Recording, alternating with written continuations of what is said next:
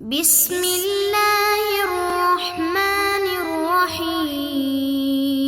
السلام علیکم دوستو، کیا حال ہیں؟ سب خیریت سے ہیں؟ مفاعیل خمسہ کا بیان چل رہا تھا اور ہم 4 مفاعیل کو بیان کر چکے ہیں۔ آج آخری مفعول یعنی مفعول فی کا بیان ہوگا۔ مفعول فی کسے کہتے ہیں، اس پر بات کرنے سے پہلے ہم امثلہ کی طرف چلتے ہیں۔ مکثت بپاکستان شہرا، شرب المریض الدواء صباحا، جلست مع صدیقی لحظة، توقد المصابیح لیلا، تجمع النملة قوتها صیفا، وقفت امام المرآة، جلست الحرة تحت المائدة، نام الکلب خلف الباب، یسب اللص فوق السور، جرى علی میلا۔ تو امثلہ کے پہلے گروپ میں غور کریں۔ آپ کو منصوب اسما نظر آئیں گے، شہرن، صباحن، لحظتاً، لیلاً اور صیفہ۔ اب غور کریں کہ ان منصوب اسماء کا ان جملوں میں استعمال ہونے والے افعال کے ساتھ کیا تعلق ہے۔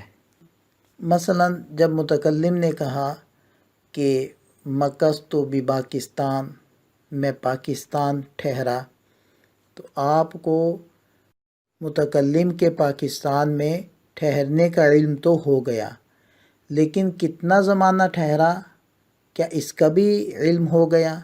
یقیناً اس کا علم آپ کو نہیں ہوا۔ لیکن جب متکلم نے کہا شہرن، 1 مہینہ ٹھہرا، اب آپ کو علم ہو گیا؟ جی ہاں، اب آپ کو علم ہو گیا ہے۔ ایسے ہی متکلم نے کہا کہ مریض نے دوا پی، اتنی بات سن کر آپ کو مریض کے دوا پینے کا علم ہو گیا، لیکن کس وقت پی، کون سے زمانے میں پی، یہ آپ کو علم نہیں ہوا۔ جب متکلم نے کہا صباحاً، اب آپ کو پتہ چل گیا کہ صبح کے وقت میں پی۔ ایسے ہی میں اپنے دوست کے ساتھ بیٹھا، کتنا وقت بیٹھا، تو جب متکلم نے کہا لحظتاً، تو اب آپ کو بیٹھنے کا زمانہ معلوم ہو گیا۔ ایسے ہی توقد المصابیح، چراغوں کو یا بلبوں کو جلایا جاتا ہے، روشن کیا جاتا ہے۔ کب روشن کیا جاتا ہے؟ لیلن کے آنے سے آپ کو فعل کا زمانہ معلوم ہو گیا۔ ایسے ہی چونٹیاں کس موسم میں اپنی روزی اکٹھی کرتی ہیں، تو صیفاً سے آپ کو وہ زمانہ معلوم ہوا۔ تو امثلہ کے پہلے گروپ میں جتنے بھی منصوب اسماء ہیں وہ افعال کے زمانوں کو بیان کر رہے ہیں، اسی وجہ سے ان کو ظروف زمان کہتے ہیں۔ اب آپ امثلہ کے دوسرے گروپ کی طرف آئیں۔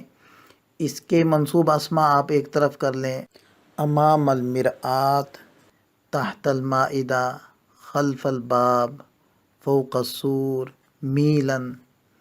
ان کا امثلہ میں استعمال ہونے والے افعال سے کیا تعلق ہے؟ پہلی مثال دیکھیں کہ متکلم اگر اتنا بولتا ہے وقفت، میں کھڑا ہوا، تو آپ کو متکلم کے فعل کا اندازہ تو ہو گیا، لیکن وہ کہاں کھڑا ہوا، اس فعل کی جگہ معلوم نہیں۔ لیکن جب متکلم نے کہا امام المرآت، آئینے کے سامنے، اب آپ کو فعل کی جگہ بھی معلوم ہو گئی۔ بقیہ امثلہ میں بھی ایسے ہی ہے کہ تحت المائدہ، خلف الباب، فوق السور اور میلاً، یہ تمام منصوب اسماء افعال کے محل اور ان کی جگہوں کو ذکر کر رہے ہیں۔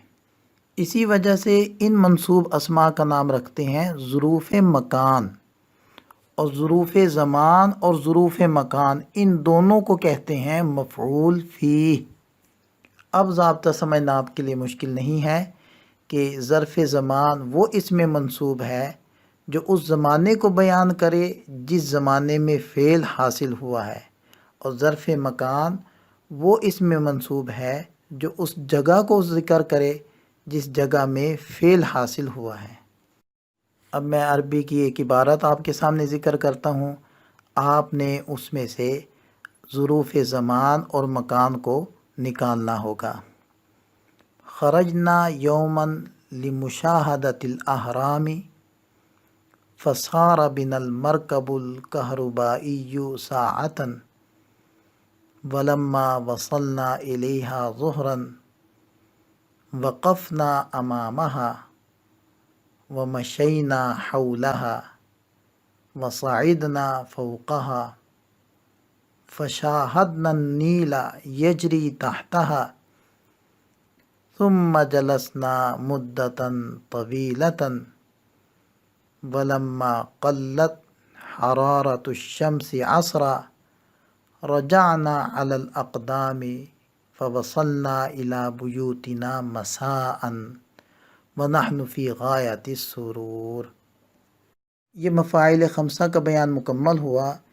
ان 5 کے 5 مفاعیل کو نصب دینے والا عامل وہ فعل ہے۔ ان کو خوب اچھے سے دہرا لیں۔ اللہ تعالی ہم سب کا حامی و ناصر ہو۔ دعا میں یاد رکھیے گا۔ السلام علیکم۔